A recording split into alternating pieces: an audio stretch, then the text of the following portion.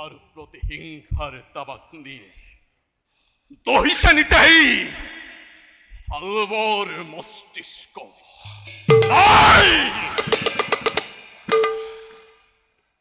সেনাপতি দুমন্ত দৈত্যৰাজ মনত পৰিদে সেই ৰুক্মিণীৰ স্বয়ম্বৰত পোৱা দাৰুণ অপমানৰ নিদাৰুণ দৃশ্য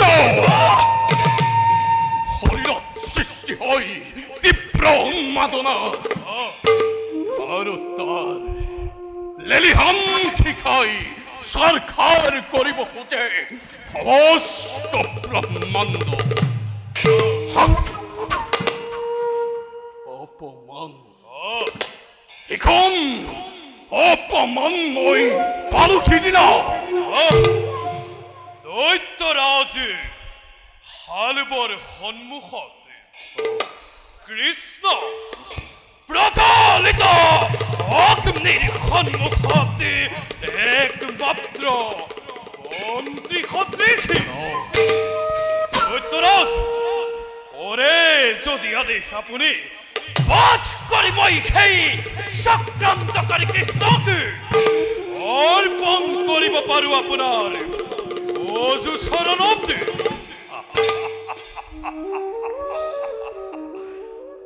ধন্য ধন্য সেনাপতি উপযুক্ত সেনাপতি তুমি এই খালবনীপতি কিন্তু সেনাপতি দৈত্যৰাজ অতিকে মায়াবী অতিকে চতুর সেই গোপিনীর বস্ত্রসুর কলিয়া কৃষ্ণ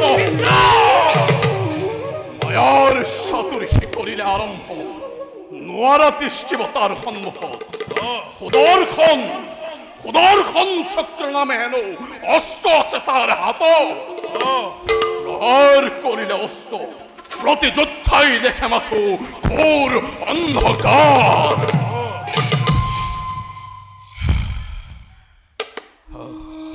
থাকিলে থাকক চক্র কৃষ্ণর হাতত। এই তোমার অস্ত্র প্রহারে শূন্য কৃত করিম মই চক্র কৃষ্ণর।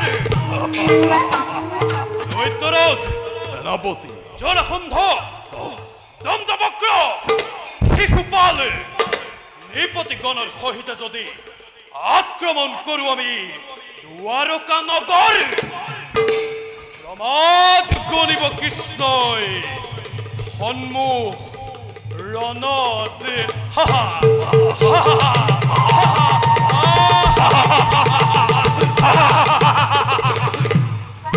তোমার কথা মই অস্বীকার নকরু সেনাপতি। দৈত্যপতি এই কৃষ্ণই জরাসন্ধর ভয়ত ত্রস্তমান হই আশ্রয় লৈছিল মথুরা পাখির সমে সমুদ্ররত কর।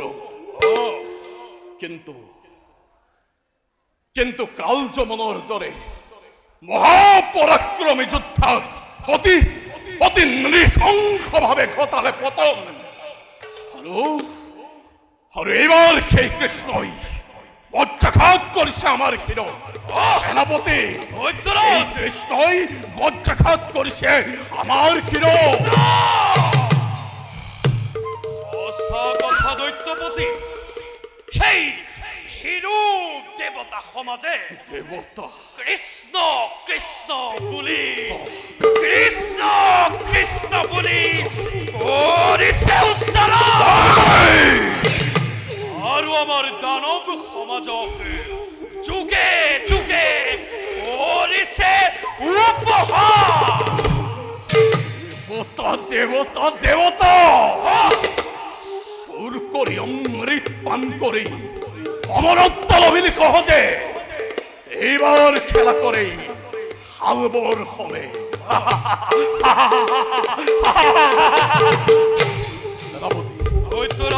এই কৃষ্ণ আৰু এই দেবতা সমাজৰ বধৰ বধৰ পৰিকল্পনা মই কৰিছো ৰচনা। প্ৰকাশ কৰক দৈত্যপতি।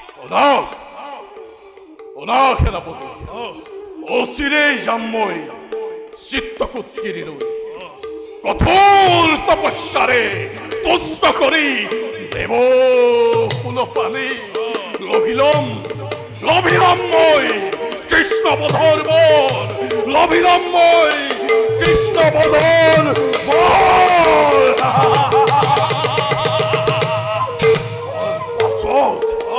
তাৰ পাছত স্বৰ্গচ্যুত কৰি সেই দেৱতা সমাজ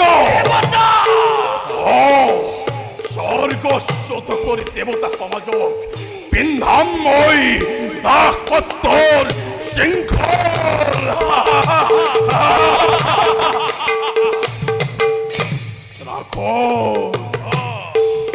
ৰাখৰ সৃষ্টি কৰিম জগতৰ মাজত ৰাখৰ সৃষ্টি কৰিম জগতৰ মাজত।